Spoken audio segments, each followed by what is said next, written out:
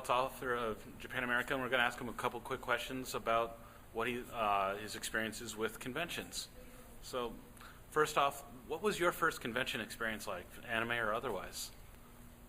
Let's see. I had been to some, I guess what you describe as academic conventions or book-oriented conventions, but they are generally much less colorful than anime and manga conventions, and obviously that's partly because of cosplay, but also because of the age of the participants. One of the things that's exciting about the AnimeCons is just that there are quite a few young people who have a lot of energy and who clearly have a lot of passion for the community that's created around Japanese popular culture. And so I'm trying to think of which one was, I can't, right off the top of my head, can't recall my first one exactly, but I know that I was astonished by the enthusiasm. And as a writer, I think kind of nourished, because I've done book tours, and of course, in those situations you're usually in a bookstore or you're in a university. But to be around so many people who are expressing this passion out in the hallways, and then come in and sit down and join you to for talk and discussion, and then come up and get the book signed and talk to you about the book, and that's really rewarding, because writing is a pretty solitary experience. So as a writer, do you definitely take a different kind of approach and angle for how you view conventions? Is there a way you look at conventions that you don't think a lot of other people do, or anything like that? It's a good question. I don't know if I have an original take on conventions, but I think partly because I live in Japan through at least half of the year, if not more, I really can appreciate the hybrid nature of an anime convention in the United States, because it's certainly not a Japanese experience. But on the other hand, it isn't your typical American experience to have people dressed up as Japanese characters, and in some cases lining up to eat Japanese food, like onigiri or rice balls, or sometimes they have cafes at the convention that serve Japanese food. So there's a kind of cultural matrix that is unique to conventions, I think. Yeah. Now, you've started going to more and more conventions. Are there certain things that you'd like to see conventions do, certain habits, like have them do more or have them do less, or things like that? I guess that's a case-by-case situation. I feel that I've been treated very, very well at conventions. With liaisons who take care of me and make sure I know where I'm going and when I'm supposed to be there. Comfortable hotel accommodations. Some time to actually see the city and experience a bit of the local environments. So on a personal level, I feel really well cared for. I don't know if this is a fair complaint, but it just seems so difficult to see what you want to see at conventions, because so much is crammed into such a short period of time.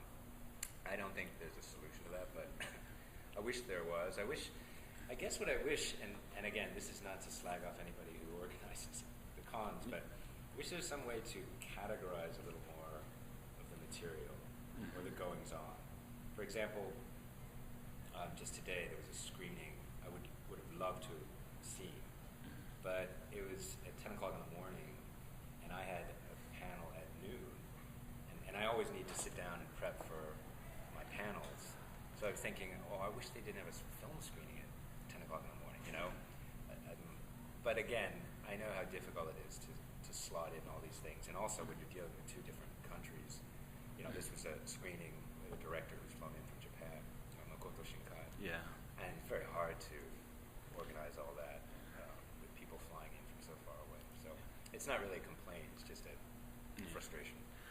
And do you have a particularly favorite moment from some of your convention experiences, like just a certain memory that stands out in your mind, and just kind of the crowning moment of awesome or something? The crowning moment of awesome. Well, there are a lot of moments that are quite, I think, feel like I'm kind of lucky because I have something of a niche to fill at a convention. I'm obviously not a voice actor, so it's not a bunch of what's the word, fawning fans for voice acting, and I'm not specifically an industry person. So it's not my job to announce the new releases or shape the company's brand. I kind of am able to exist to the side a bit and talk about the culture, the two cultures, and that experience. So I do remember at one con that I attended a few years ago, a gentleman stood up with the first edition hardcover of the book and said that his wife had purchased it for him for Christmas. Because the first edition of the book came out just before Christmas, and that it immediately became one of his favorite books, and that he had held on to it until he could meet me and get it signed. And that seemed quite moving, because it isn't a novel, obviously, and it's not necessarily a personal book. There's some personal information in it, but that he had held on to it and coveted it, and to get it signed was quite moving. Now, you mentioned just kind of the connecting with an attendee on that level. Do you find yourself engaging with a lot of attendees kind of on a candid level, or do you think that happens more when you run a panel or an event, or do you just go around and talk to a certain cosplayer that you run into? Oh, you're Naruto number 42. What's your take on this?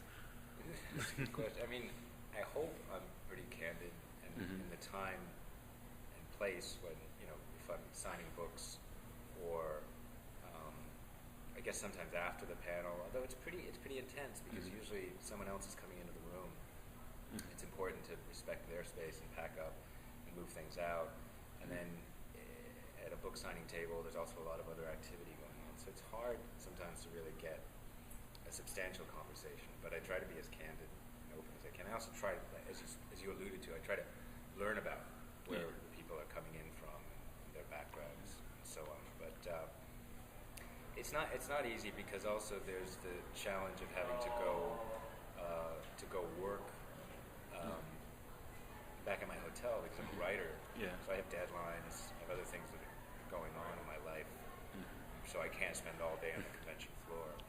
Probably the first convention I went to, I asked a lot more questions, because it was all new to me.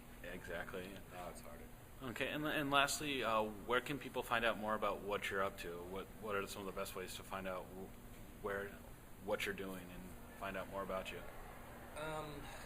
Well, there's a blog for the book, Japanamerica, which is where the focus is generally on Japanese pop culture and Japanese culture, literary culture, and so I post some things there. I usually post the publications, so I write about Japanese politics and society for Adbusters magazine. I've done book reviews for the Wall Street Journal, so I kind of write a variety of different voices, different kinds of things, but generally stuff is posted on the Japanamerica site. I also do a regular radio segment for National Public Radio, and I think I post those links usually. Somebody posts them. So yeah, I think that's where. I mean, I have a novel should be out next year, and I'm working on another nonfiction project. And at some point, I think it's too early right now, but at some point, because I've been asked to, I think I'll revisit some of this territory. And in fact, I think there would be someone, and I'm sure someone's working on it, should write a really good book about the conventions themselves, because they're unique. And I still think it's astonishing that tens of thousands of people show up just about every weekend to celebrate a culture so far away. Great. Well, thank you for taking the time to speak with us. Cheers. Thanks.